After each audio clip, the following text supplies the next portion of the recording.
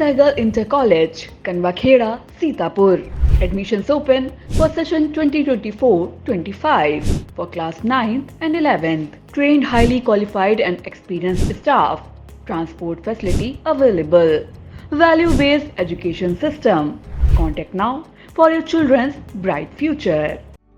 Refined oil और process जैसे unhealthy oils ने तो जैसे पूरे मार्केट पर कब्जा ही कर लिया है, मगर अब आप इसकी चिंता ना करें, क्योंकि आ गया है वंश कोल्हू का प्योर सरसों कच्ची घानी ऑयल। लकड़ी कोल्हू मेथड से तैयार, ये है नेचुरल और हेल्दी भी। वंश कोल्हू प्योर सरसों कच्ची घानी ऑयल के साथ। वंश कोल्हू, तेल सही मिलेगा यहीं। साथियों नमस्कार, मेरा नाम है अर्पित शुक्ला और आप देख रहे हैं आई इंडिया। आज हम बात करने वाले हैं सीतापुर के महमूदाबाद के सीता इंटर कॉलेज की, जो अब सीता ग्रुप ऑफ एजुकेशन में बदल चुका है और एक भव्य रूप ले चुका है। लेकिन साथियों, यदि हम इतिहास की बात करें, शैक्षणिक इतिहास की बात करें महमूदाबाद में, तो बहुत कम लोग ऐसे हैं जो जानते होंगे कि क्या स्तर रहा शुरुआती दौर में शिक्षा का महमूदाबाद में। हम ज़्यादा लाग लपेट न करते हुए सीधे विषय पर आते हुए आमंत्रित हमने किया है सीता ग्रुप ऑफ एजुकेशन के मैनेजर रमेश वाजपेयी जी को। हमारे बीच उपस्थित हैं और आज हम जानेंगे कि सन 81 से जो शिक्षा का जो एक स्तर रहा, जो शिक्षा की ग्रोथ रही, गति रही, वो किस हिसाब से रही। और जी हाँ, मैं उसी विद्यालय में उपस्थित हूँ जहाँ पे प्रदेश में हाई स्कूल में प्रथम स्थान प्राप्त करने वाली बहन प्रियांशी सोनी ने यहाँ से पढ़ाई की और यहाँ अभी भी पढ़ रही हैं और देश में नाम रोशन हुआ है उनका। बड़े बड़े राजनीतिक लोगों के द्वारा उन्हें सम्मानित किया गया है। ऐसे में महमूदाबाद भी अपने आप में गौरवान्वित महसूस कर रहा है। तो सर, आपका बहुत बहुत स्वागत है। सबसे पहले सर, मैं उस जर्नी के बारे में आपसे बात करना चाहता हूँ, जो एक शुरुआती दौर था शिक्षा जगत का, और आज के समय में क्या बदलाव आया है, क्या कुछ कहना चाहेंगे? सबसे पहले आई इंडिया परिवार के सभी दर्शकों को, सभी शिक्षकों को सीता ग्रुप ऑफ एजुकेशन की ओर से सादर नमस्कार। महमूदाबाद की शैक्षिक यात्रा बहुत लंबी है, उस पर अगला आपका सवाल आएगा तो मैं चर्चा करूँगा। इस विद्यालय की स्थापना बाल विद्या मंदिर के रूप में 1981 में हुई थी और उस समय 23 बच्चों से लेकर के प्रवेशिका और शिशु, जिसे हम इंग्लिश में नर्सरी और केजी कहते हैं, इन 2 कक्षाओं के माध्यम से इस विद्यालय में पढ़ाई शुरू हुई थी। 2000 में इस विद्यालय को हाई स्कूल की रिकॉग्निशन मिली और 2002 में इस विद्यालय को इंटरमीडिएट की रिकॉग्निशन मिली। उस रिकॉग्निशन से पहले भी हाई स्कूल और इंटरमीडिएट की कक्षाएं यहाँ पर संचालित होती थीं और वह बच्चे कहीं और से परीक्षा देते थे। उस समय भी हमारा रिजल्ट बहुत बेहतर हुआ करता था और आज भी रिजल्ट बहुत बेहतर है। जी, पिछली बार प्रियांशी सोनी ने टॉप किया, क्या इस बार भी महमूदाबाद को कुछ नया मिलने वाला है? क्या कुछ कहना चाहेंगे? यह कुछ कहा नहीं जा सकता बहुत आत्मविश्वास के साथ। भाग्यम फलति सर्वत्र न विद्या न च पौरुषम, ऐसा हमारे शास्त्र कहते हैं। दूसरी तरफ हमारे शास्त्र यह भी कहते हैं, कर्मण्येवाधिकारस्ते माँ फलेषु कदाचन उद्योगिनम पुरुष सिंहम उपैति लक्ष्मी। बच्चों ने लिखा बढ़िया है, अगर ठीक ढंग से कापियाँ चेक हुई होंगी तो अच्छे नंबर मिलेंगे, इसमें दो राय नहीं है। सर, कैसे यहाँ के सीता ग्रुप ऑफ एजुकेशन के शिक्षक अभ्यास कराते हैं, विद्यार्थियों को कैसे पढ़ाते हैं, किन किन चीज़ों पे जोर देते हैं? तो क्योंकि यहाँ से सिर्फ इस बार ही नहीं, पूर्व में भी टॉपर निकले हुए हैं, तो कहीं न कहीं हर बच्चे के मन में ये उत्सुकता होगी कि किस तरीके से इस शिक्षा के स्तर को वो अपना सकें, इस आइडियोलॉजी और स्ट्रेटेजी को अपना सकें। आप स्वयं इस कॉलेज के विद्यार्थी रहे हैं। कॉलेज में किस प्रकार का परिश्रम होता है, बच्चे किस प्रकार का परिश्रम करते हैं, किस प्रकार से एक्स्ट्रा क्लासेस चलते हैं, नाइट क्लासेस भी आवश्यकता अनुसार चलते हैं, फ्री ऑफ कॉस्ट चलते हैं, संडे को भी पढ़ाई होती है, तमाम और जो अवकाश होते हैं बहुत महत्वपूर्ण नहीं होते हैं, उनमें भी कॉलेज चलता है। तो मैं ये कह सकता हूँ कि विद्यार्थी तो हमारे अच्छे हैं ही, लेकिन हमारा जो शैक्षिक स्टाफ है, हमारी जो फैकल्टीज़ हैं, वो चाहे किसी विषय की फैकल्टी हो, इस प्रकार के शिक्षक, इस प्रकार के समर्पित, निष्ठावान, परिश्रमी और एजुकेटेड ये शिक्षक आपको कम संस्थानों में देखने को मिलेंगे। और इन सब का सम्मिश्रण है सीता इंटर कॉलेज का, सीता ग्रुप ऑफ एजुकेशन का बहुत शानदार रिजल्ट। जी, मैंने देखा कि 18 साल से 20 साल से शिक्षक यहाँ पे सेवा दे रहे हैं। ऐसा क्या उन्हें यहाँ पे प्राप्त हो रहा है जो अन्य विद्यालयों में नहीं हो रहा है? जो यहाँ आ रहे हैं वो यही के हो जा रहे हैं। अभी दुबे सर पूर्व में ही हम सभी लोगों को छोड़कर गए।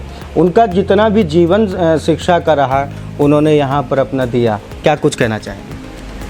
20-22 साल से पढ़ाने वाले शिक्षक नहीं हैं, 1982 से पढ़ाने वाले शिक्षक यहाँ पढ़ा रहे हैं। और निश्चित रूप से हम कोई प्रिंसिपल और टीचर वाला या मैनेजर और टीचर वाला इस प्रकार का भाव इस विद्यालय में कभी नहीं रहता। मैं अगर बड़े भाई के रूप में हूँ तो बाकी सब छोटे भाई के रूप में हैं। कोई हमसे उम्र में है वो हमारा बड़ा भाई है, हम उसके छोटे भाई हैं। और आत्मीय लगाव है, बिल्कुल पारिवारिक रूप से हम लोग रहते हैं।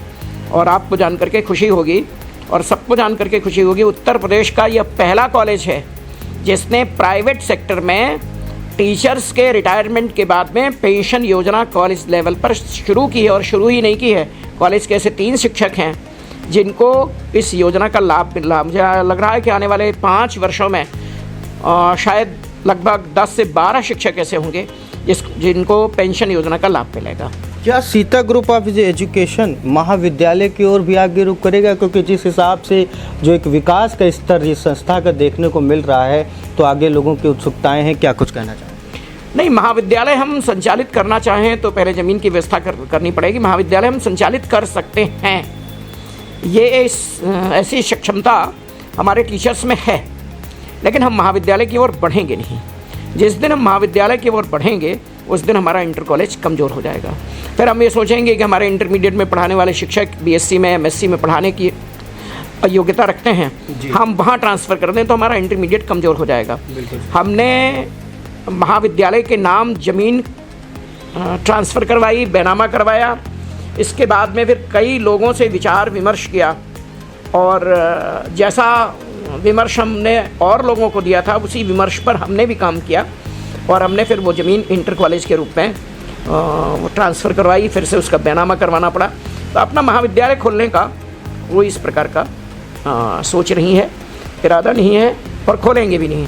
संचालित कर सकते हैं, इसमें दोहराय नहीं। हमको अपने परिश्रम पर, अपने शिक्षकों की योग्यता पर पूरा विश्वास है कि अगर हम महाविद्यालय चलाएँ तो हम बहुत अच्छा महाविद्यालय चला सकते हैं, लेकिन ऐसी कोई योजना है नहीं। मेधावी विद्यार्थियों को की संख्या बढ़ाने में कि उनका एक नाम रोशन करने में ज़िले में, प्रदेश में, उसमें तो अव्वल रहे ही सीता ग्रुप ऑफ एजुकेशन के विद्यार्थी, साथ ही साथ प्राइज़ डिस्ट्रीब्यूशन, प्राइज़ पाने में भी अव्वल रहे। क्या कुछ कहना चाहेंगे? मेरा बचपन से ये मानना रहा है कि जिनके अंदर किसी प्रकार की कोई क्वालिटी है, कोई प्रतिभा है, वो सम्मान की पात्र है और उसका सम्मान किया जाना चाहिए। क्लास में जो बच्चे फर्स्ट, सेकंड, थर्ड या कंसोलेशन श्रेणी में आते हैं तो उनको पुरस्कार दिया जाता है। और मैं ये कह सकता हूँ प्रदेश का ये पहला विद्यालय है जिसमें इस प्रकार के इतनी बड़ी मात्रा में पुरस्कार दिए जाते हैं। फर्स्ट टाइम मैं जब लखनऊ गया प्राइज़ लेने के लिए, एक मुन्ना साहब हैं, उनकी दुकान पर मैंने प्राइज़ ख़रीदा तो उन्होंने कहा सर आपकी कोई दुकान है? तो मैंने कहा दुकान नहीं है, स्कूल है उसमें। बोले सर यहाँ तो बड़े नामी ग्रामी स्कूल हैं, इसका तो 1/20 भी नहीं ले जाते हैं। तो हमने कहा बच्चों से ही सब कुछ होता है और बच्चों को के प्रोत्साहन के लिए उनको बढ़िया पुरस्कार ये मिलना ही चाहिए। यहाँ बहुत बड़ी दुकान है, गिफ्ट कार्नर है, जैन गिफ्ट कार्नर। आप वहाँ पूछ सकते हैं कि वर्ष भर में कम से कम 10 लाख के पुरस्कार तो उनके यहाँ से आते हैं जो विद्यार्थियों को और शिक्षकों को दिए जाते हैं। अनेक पुरस्कार ऐसे हैं जो उनके यहाँ से प्राप्त नहीं हो सकते, उनकी सुविधा उनके यहाँ नहीं है, तो वो पुरस्कार बाहर से आते हैं और ये क्रम निरंतर जारी रहेगा। अनुमन लोग विद्यार्थी विद्यालयों में पढ़ते हैं, उसके बाद वो अपना रुख कोचिंग की ओर भी कर लेते हैं। क्या आपको लगता है कि यदि विद्यालय ऐसे शिक्षा दे रहा है तो उस लिहाजन उन्हें विद्यार्थियों को कोचिंग की ओर रुख करना चाहिए, नहीं करना चाहिए? खुल के साझा करिए, क्या कुछ कहना चाहिए? बात कड़वी है लेकिन मुझे कहने में कोई संकोच नहीं है। सीता इंटर कॉलेज को यह श्रेय जाता है कि उसने अपने एक्स्ट्रा क्लास के बल पर, अपने परिश्रम के बल पर, अपनी मेहनत के बल पर महमूदाबाद की 3 कोचिंग्स को बंद कराया। यहाँ सबसे पहली कोचिंग थी प्रतिभा कोचिंग उस प्रतिभा कोचिंग कॉलेज को श्री बजरंग सिंह वर्मा जी उन्होंने स्थापित किया था। श्री ओम प्रकाश वर्मा और श्री राजेंद्र वर्मा जो बेनीराम इंटर कॉलेज के शिक्षक थे, उनका रिटायरमेंट हो गया। ये सब लोग वहीं पर शिक्षण कार्य करते थे जी। इसके बाद में फिर ओम प्रकाश वर्मा जी ने अपनी अलग प्रकाश कोचिंग ये स्टार्ट की और अजय वर्मा लिप्पू जी ने इंडियन कोचिंग स्टार्ट की। Prakash coaching college, Indian coaching college में अपने कॉलेज से कुछ शिक्षकों ने कुछ दिन पढ़ाया भी है। इसके बाद में फिर अभिभावकों से बातचीत हुई, उन्होंने कहा कि बच्चे क्लास में भी पढ़ते हैं, उनको कोचिंग भी करनी पड़ती है। फिर एक्स्ट्रा क्लास शुरू करवाए गए और इतने परिश्रम के साथ में free of cost extra class चले कि कोचिंग की तरफ लोगों का जो रुख था वो बंद हो गया और धीरे धीरे करके ओम प्रकाश जी ने भी और अजय वर्मा लिप्पू जी ने भी अपने अपने विद्यालयों की स्थापना की। जी। जब विद्यालय की ओर हम एंट्री करते हैं, इससे पूर्व की बिल्डिंग है और यहाँ है 3 मूर्तियाँ यहाँ पर लगी हुई हैं। मैं चाहूँगा कि उन मूर्तियों के पीछे का क्या उद्देश्य है, क्या कुछ संकेत उन मूर्तियों के द्वारा, क्या कुछ सीख उन मूर्तियों के द्वारा यहाँ के लोग ले सकते हैं। जो हमारी सबसे पुरानी संस्था है उसमें 4 मूर्तियाँ स्थापित हैं।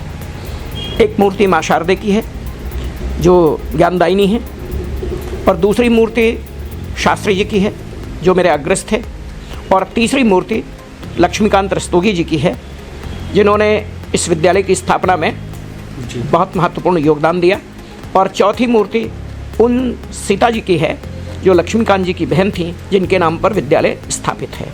इस विद्यालय में 3 मूर्तियां स्थापित हैं, माँ शारदे की, शास्त्री जी की, महेंद्र कुमार शास्त्री सरल जी की और जो युवाओं के प्रेरणा स्रोत हैं ऐसे स्वामी विवेकानंद जी की।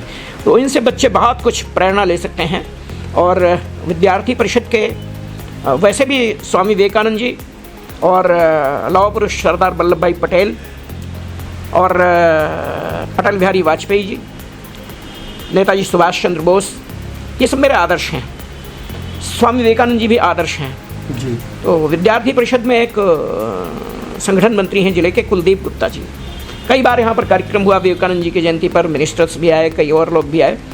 तो उन्होंने मुझसे इच्छा जाहिर की कि विवेकानंद जी की यहाँ पर प्रतिमा लगनी चाहिए और आपको विश्वास नहीं पड़ेगा, मैंने तुरंत जयपुर ऑर्डर दिया और मंदिर की अनेक मूर्तियाँ, माँ संकटा देवी धाम की अनेक मूर्तियाँ आनी थी, उन्हीं के साथ में मूर्ति आ गई और मैंने उनकी स्थापना करा दी। ये बच्चों के, युवाओं के, मुझे लगता है कि भारतीय संस्कृति का पूरे विश्व में परचम फहराने वाले, भारतीय संस्कृति की पूरे विश्व में पताका फहराने वाले जो युग पुरुष हैं उनमें विवेकानंद जी का एक बहुत ऊंचा स्थान, सर्वोच्च स्थान है, तो उनकी प्रतिमा स्थापित है। सर, सपोज एक बालक बहुत उद्दंड है और वो पढ़ने में भी बेहतर है और उद्दंडता में भी बेहतर है, उसको सही मार्ग दिखाने के लिए क्या टैक्टिक्स अपनाई जा सकती है? देखिए, अगर वो पढ़ने में अच्छा है जी तो वो उसकी उद्दंडता धीरे धीरे करके समाप्त हो जाएगी।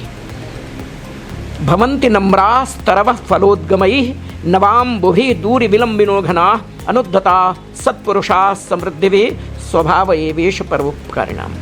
जब बादल में जल होता है तो बादल नीचे आ जाता है, जिस वृक्ष में फल होते हैं उसकी डालियां झुक जाती हैं और विद्या ददाति विनयम। अगर वो विद्या प्राप्त कर रहा है, ज्ञान प्राप्त कर रहा है, पढ़ने में अच्छा है तो हो सकता है वो कुछ दिन के लिए उद्दंड रहे, लेकिन विद्या ऐसा शस्त्र है जो उसको निश्चित रूप से विनम्र बना ही देगी। सर, पहले छप्पर और छप्पर के बाद विस्तार और विस्तार और विस्तार। आज सीता ग्रुप ऑफ एजुकेशन एक नाम है, एक एम्पायर है। यदि महमूदाबाद में यहाँ राजा का किला देखा जाता है, यदि महमूदाबाद में यहाँ ऐतिहासिक स्थल में राजा का किला है, धार्मिक स्थल में माँ संकटा देवी धाम है, तो शिक्षा के क्षेत्र में भी सीता ग्रुप ऑफ एजुकेशन की ओर अगर रिश्तेदार भी आते हैं तो दिखाया जाता है कि देखो ये है सीता। तो ये एक जो संघर्ष की कहानी है, मैं रिपीट करूँगा, फिर से अपने पहले प्रश्न पे आऊँगा, कैसे ये हो पाया और इससे लोगों को किस तरीके से प्रेरणा मिल सकती है? भगवान की बड़ी कृपा है और मैं परिश्रम करने से घबराता नहीं, मेहनत करने से मैं चूकता नहीं और मुझे संतोष है इस बात पर कि जिस समय छप्पर पड़े हुए थे पानी बरसता था, पानी नीचे टपकता था, विद्यार्थियों के कपड़े भीग जाते थे, कॉपियाँ भीग जाती थीं, पुस्तकें भीग जाती थीं। उस समय छप्पर की बिल्डिंग में पढ़ाई करके, और हमने बड़ी बड़ी बिल्डिंग वाले लोगों को चुनौती दी, चैलेंज किया। चैलेंज माने कोई खुला चैलेंज नहीं किया, लेकिन एक तरह से वो चैलेंज ही था। और हम धीरे धीरे बढ़ते बढ़ते इस मुकाम तक पहुँचे हैं। हम जो कहते हैं वो करते हैं, झूठ बोलना अपनी आदत में नहीं है। मैं नाम नहीं लूँगा, कई विद्यालय ऐसे हैं जो हाई स्कूल में 30 नंबर जो कॉलेज से दिए जाते हैं उनके नाम पर पैसा लेते हैं, और परीक्षा के नाम पर 4 गुनी फीस वसूल करते हैं। इंटरमीडिएट में प्रैक्टिकल के नाम पर कई गुना फीस वसूल करते हैं, और एडमिशन के नाम पर तमाम प्रकार के वादे करते हैं। लेकिन न हम इस प्रकार का वादा करते हैं, न कोई विद्यार्थी हमारे यहाँ कह सकता है कि 9th में 10th में कभी जो कॉलेज से मार्क्स दिए जाते हैं 30, उसके लिए कभी भी किसी विद्यार्थी से एक नया पैसा लिया गया हो। कोविड काल में हमने 4 करोड़ 19 लाख रुपए फ़ी वो 2 वर्षों में माफ़ की, और केवल फ़ी नहीं माफ़ की, कॉलेज में जितना पैसा था वो लोगों को तनख्वाह दी, पूरी तनख्वाह दी और सैलरी दी। इसके बाद में जब पैसा कम होने लगा तो हाफ कर दी। जब समाप्त हो गया तो मैंने लोगों के हाथ जोड़े कि अब देने की स्थिति में नहीं है। धन मेरा भगवान नहीं है, सरस्वती का आराधक हूँ। धन मेरा भगवान नहीं है, मुझे गलत जो कहते हैं उनको स्वयं लक्ष्य का ज्ञान नहीं है। मैं कुछ लेके नहीं आया था और मैं कुछ लेकर नहीं जाऊंगा, लेकिन मैं जब जाऊंगा और जल्दी जाऊंगा तो जाने से पहले मैं इतना ज़रूर कर जाऊंगा कि लोग याद करें कि हमने शैक्षिक क्षेत्र में, हमने धार्मिक क्षेत्र में, हमने सामाजिक क्षेत्र में कुछ किया है, और ये सबको करना चाहिए। अब शिक्षा जगत में आपने कमाल किया, प्रदेश में फर्स्ट रैंक लाई बहन प्रियांशी सोनी ने, हाई स्कूल मेरिट में टॉप कर दिया, यूपी टॉप कर दिया। तो ऐसे में कुछ कंपटीटर भी रहे होंगे, ऐसे में कुछ ऐसे लोग भी रहे होंगे जो बाधक बनने का प्रयास कर रहे होंगे, ऐसे में कुछ ऐसे भी लोग होंगे जो पीठ पीछे आरोप प्रत्यारोप की राजनीति भी कर रहे होंगे या अन्य चीज़ें कर रहे होंगे। इन चीज़ों को, इन पहलुओं को आप किस तरीके से लेते हैं, और यदि आप उनको जवाब देना चाहें भी तो क्या देना चाहें? देखिए, पहले जब इस प्रकार की चीज़ें सामने आती थीं तो थोड़ा नाराज़गी होती थी। फिर एक दिन शास्त्री जी ने मुझसे कहा, मेरे अग्रज जो मेरा आदर्श हैं, उन्होंने मुझसे कहा, श्री महेंद्र कुमार शास्त्री सरल जी ने, कि रमेश, कोई आलोचना करे इससे घबराया मत करो। आलोचना का मतलब है कि आप कुछ कर रहे हैं। सड़क पर लगे हुए बिजली के पोल की और किसी पेड़ की और किसी पहाड़ की, किसी पत्थर की, उसकी कभी आलोचना नहीं होती। जो क्रियाशील होता है, जो कर्मठ होता है, जो कुछ करता है, उसकी आलोचना होती है। और तब से मैंने उनकी इस बात पर अमल किया, और जवाब जो कुछ देना है, किसी को भी जवाब देने की स्थिति में हम नहीं हैं, लेकिन हमारा जवाब जो कुछ है वो परिश्रम के आधार पर ही हो सकता है, मेहनत के आधार पर ही हो सकता है। कंप्यूटर हैं और कंप्यूटर थे, आगे भी रहेंगे, और ये रहें, ये बहुत आवश्यक है। आज अगर महमूदाबाद शिक्षा का हब बना है, एजुकेशन सेंटर बन गया है, तो उसके पीछे यही है कि कई विद्यालयों में कंपटीशन है, लेकिन स्वस्थ कंपटीशन ये होना चाहिए। महमूदाबाद का जो फीस स्ट्रक्चर है वो बिस्वा से कम है जी, सिधौली से कम है, फतेहपुर से कम है, सीतापुर से आधा है, और बिस्वा से चौथाई है। परिश्रम में महमूदाबाद बिस्वा से, फतेहपुर से और लखनऊ से कई गुना आगे। तो ये कंपटीशन का ही परिणाम है। और मेरा अपना मानना है कि जितना कंपटीशन बढ़ेगा, विद्यार्थियों का उतना लाभ होगा, टीचर्स का उतना लाभ होगा, गार्जियंस का उतना लाभ होगा, और समाज का उतना लाभ होगा। तो ये जितना है इससे और बढ़ना चाहिए। कहाँ से बच्चे यहाँ पर शिक्षा प्राप्त करने आ रहे हैं? अब 2 बच्चे तो प्रयागराज से हैं, यहाँ 2-3 बच्चे लखनऊ से हैं, 2 बच्चे एटा से हैं, 4-5 बच्चे लखीमपुर के धौरारा से हैं, और लहरपुर है, बिस्वा है, सिधौली है, फतेहपुर है, रेवसा है, तंबौर है, आसपास का क्षेत्र है। तो उसके तमाम बच्चे यहाँ पर पढ़ने के लिए आते हैं। और मुझे इस बात का संतोष है, इस बात को कह सकता हूँ कि महमूदाबाद में अगर मकानों का, रूम्स का किराया बहुत ज़्यादा है, लखनऊ के बराबर है, सीतापुर के बराबर है, तो उसका बहुत बड़ा कारण सीता इंटर कॉलेज है। वहाँ से आकर के दूर दराज क्षेत्रों से बच्चे आकर के वो यहाँ पर पढ़ते हैं, तो रूम लेकर के रुकते हैं। तो ये लाभ हमारे व्यापारी भाइयों को अच्छी तरह से मिल रहा है। सर, फतेहपुर रोड पे आपका एक विद्यालय है, वो किस बोर्ड का है? और वहाँ किस तरह की शिक्षा प्राप्त प्रदान की जाती है? पैंतेपुर मेरे गांव में जो संस्था है वो सीबीएसई बोर्ड की है, लास्ट ईयर उसको मान्यता हुई है। इस बार हमारे वो बच्चे हाई स्कूल और इंटरमीडिएट की परीक्षा बोर्ड की वो देंगे, नर्सरी से लेकर के और 5th तक यहाँ चल रहा है और 6th से लेकर के और इंटरमीडिएट तक वहाँ पर। क्या कुछ और नया करने वाले हैं, क्योंकि आप अपडेशन में माने जाते हैं कि चीज़ें अपडेट करते हैं, जैसे मोबाइल का ऐप होता है वो टाइम टू टाइम अपडेट होता जाता है, तो अपडेट होता जाता है तो फीचर्स उसके बढ़ते जाते हैं। और क्या कुछ नया मिलने वाला है सीता ग्रुप ऑफ एजुकेशन में? इस बार हमने रामपुर मथुरा विद्यालय पर फोकस किया है। इधर मेरे 9 राउंड हुए हैं और महमूदाबाद रामपुर मथुरा क्षेत्र की जो क्रीम थी टीचर्स की, वो सारी क्रीम इस समय Shri Mahendra Kumar Shastri memorial inter college Rampur Mathura में पहुंच गई है। इधर हमारा उस पर फोकस है। और बाकी अब मैं जिस उम्र को प्राप्त हो रहा हूँ उसमें मुझे बहुत ज़्यादा विचार नहीं करना है। अब ये विचार करना है मेरे बड़े बेटे आंजनेय आशीष वाजपेयी जी को, जो डिप्टी मैनेजर हैं, वाइस चेयरपर्सन हैं, और मेरे छोटे बेटे वो वागीश दिनकर वाजपेयी, ये इनको विचार करना है। हाँ, ये लोग अगर विचार करके और कोई प्रपोजल मेरे सामने रखेंगे कि हम ऐसा करना चाहते हैं तो उसमें हम पूरा सहयोग करेंगे।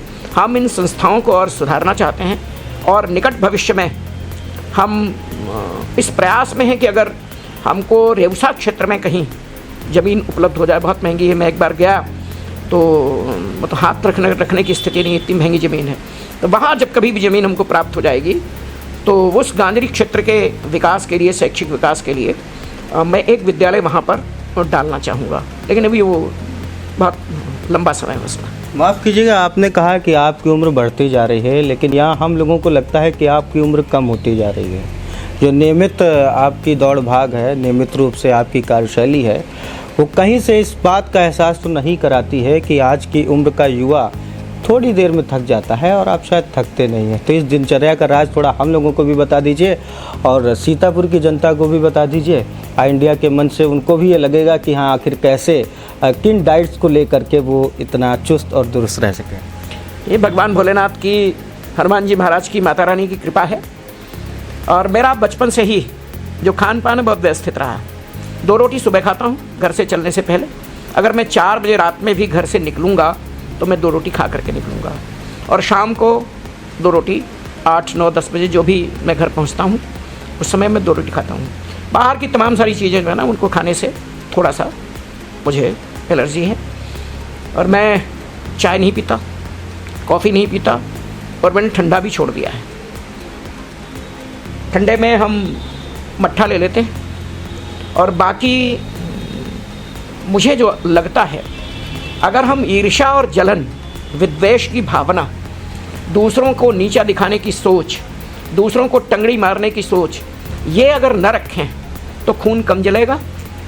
और जब कम जलेगा तो स्वाभाविक रूप से चमक ये ज़्यादा दिन तक बरकरार रहेगी। कोई महमूदाबाद का व्यक्ति, कोई क्षेत्र का व्यक्ति ये नहीं कह सकता कि मैंने जानकारी में उसका कभी अहित किया हो। मेरी ये सोच नहीं है।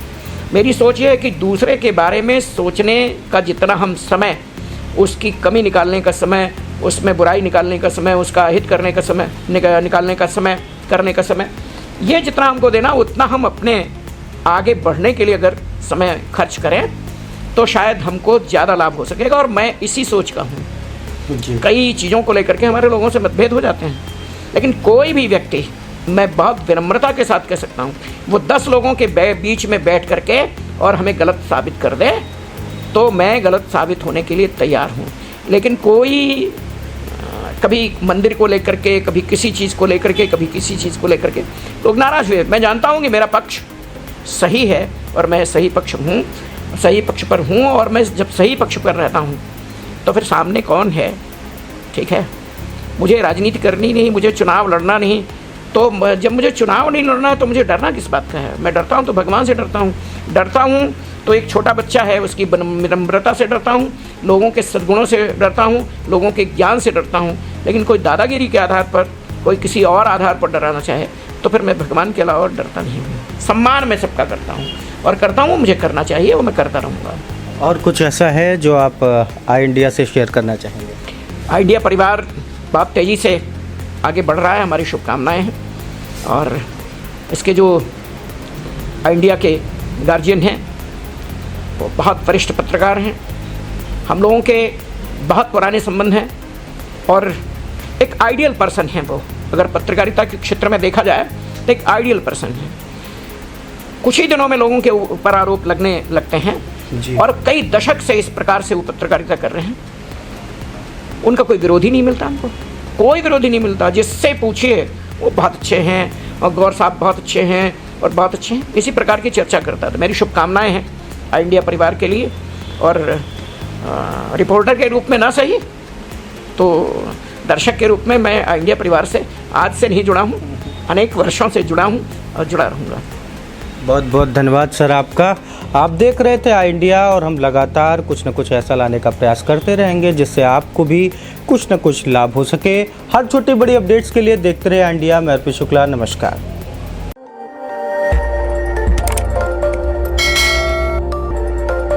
खबर आपकी, नजर हमारी।